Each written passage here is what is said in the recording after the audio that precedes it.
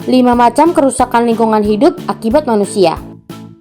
Lingkungan hidup merupakan aspek yang sangat penting bagi kehidupan makhluk hidup. Namun sayangnya belakangan ini lingkungan hidup mulai mengalami degradasi atau penurunan yang menyebabkan kerugian bagi kehidupan manusia. Kerusakan lingkungan hidup disebabkan oleh 2 faktor, yaitu faktor alam dan faktor manusia. Faktor alam memang tidak bisa diperkirakan dan dihindari oleh manusia. Nah, kali ini kita akan membahas kerusakan lingkungan hidup yang disebabkan oleh faktor manusia. Sebelum lanjut videonya, subscribe dulu channel ini dan nyalakan lonceng notifikasinya ya. Pertama, akibat tanah longsor. Tanah longsor terjadi karena adanya pergerakan massa tanah dan batuan ke daerah bawah.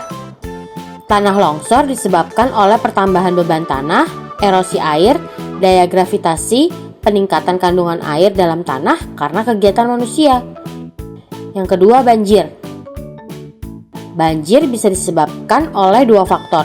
Pertama, karena curah hujan yang tinggi, luapan air sungai dan juga pasang surut air laut.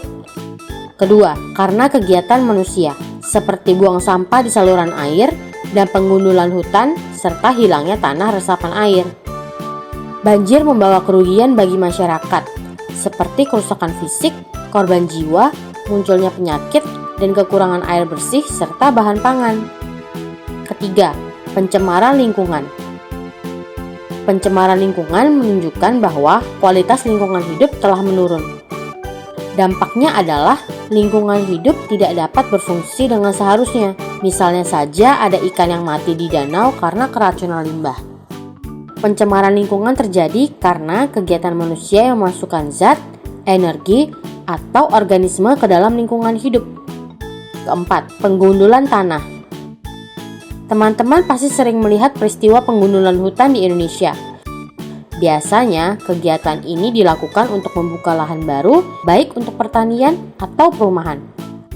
Adanya penggundulan hutan menimbulkan dampak yang mengancam makhluk hidup seperti banjir, kekeringan, dan erosi tanah. Yang kelima, penggersangan lahan. Lahan yang gersang menyebabkan produktivitas lahan serta jenis hewan dan tumbuhan menurun. Sebenarnya kegersangan lahan diakibatkan oleh alam karena curah hujan yang rendah dan temperatur yang tinggi.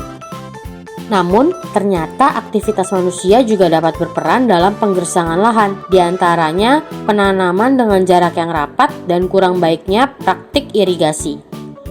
Kerugian yang disebabkan karena lahan yang gersang dapat berupa ancaman kelaparan loh teman-teman. Nah, semoga teman-teman dapat memahaminya dan sebisa mungkin dapat menjaga lingkungan di sekitar ya. Karena terjadinya kerusakan lingkungan akibat ulah manusia sepenuhnya tergantung usaha kita dalam menjaga lingkungan. Teman-teman, jangan lupa kunjungi website untuk anak ya, bobo.id. Like, komen, share, dan subscribe juga ke channel Bobo yuk!